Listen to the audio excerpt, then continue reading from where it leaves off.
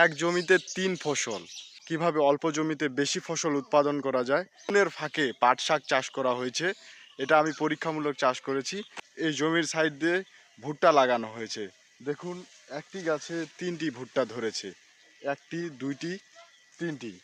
বন্ধুরা, বেগুন ক্ষেত থেকে শুভেচ্ছা জানাচ্ছি, আমি সাকিব।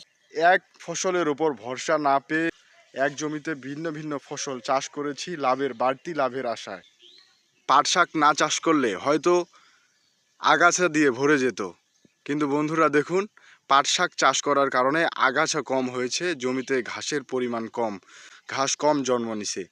এতে আমি লাভবান হব এবং বাড়তি আয়ের সুযোগ পাবো এখান থেকে। এই পাট শাকগুলো বাজারজাত করার সময় হয়ে গেছে, এগুলো তুলে বাজারে বিক্রি করব। আর এখানে আমি চপের বেগুন চাষ করেছি, এই যে দেখুন। আসলে রমজানকে টার্গেট করে আমি চাষ করেছিলাম, কিন্তু তখন ফলন ভালো পাইনি এবং যখন দাম কমে আসে তখন ফলন ভালো হয়েছে। যখন ফলন ভালো হয় তখন আমরা দাম পাই না, আবার যখন দাম পাই তখন ফলন ভালো হয় না।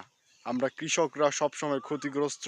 এই জন্য এক জমিতে আমি ভিন্ন ভিন্ন ফসল লাগিয়ে সেই ক্ষতিটাকে পূরণ করতে চাচ্ছি। বেগুন ক্ষেতের সার দিয়ে আমি পাট শাক, ভুট্টা চাষ করেছি। একসাথে 3টি ফসল চাষ করেছি, এক সার দিয়ে এবং এক চাষ দিয়ে। খরচটাকে বাড়তি খরচে রূপান্তর করতে চাচ্ছি। ক্ষতি পুষিয়ে নিতে হলে আমাদের বিভিন্নভাবে বিভিন্ন উদ্যোগ নিতে হবে। এক ফসলের উপর ভরসা করা যাবে না এবং সব সময় আগাম চাষ করার চেষ্টা করতে হবে। কৃষককে হতে হবে এক্সপার্ট, কৃষককে হতে হবে দ্রুত, ফাস্ট। তাহলে আমরা লাভবান হব এবং ন্যায্য দাম পাবো। তাছাড়া যেহেতু দেশে জনসংখ্যা বাড়ছে, আবাদি জমির পরিমাণ কমে আসছে, এজন্য আমার এই উদ্যোগ। কিভাবে অল্প জমিতে বেশি ফসল উৎপাদন করা যায়, এজন্য আমি ভাবছি, বিভিন্নভাবে গবেষণা চালাচ্ছি এবং পরীক্ষামূলকভাবে এভাবে চাষ করছি।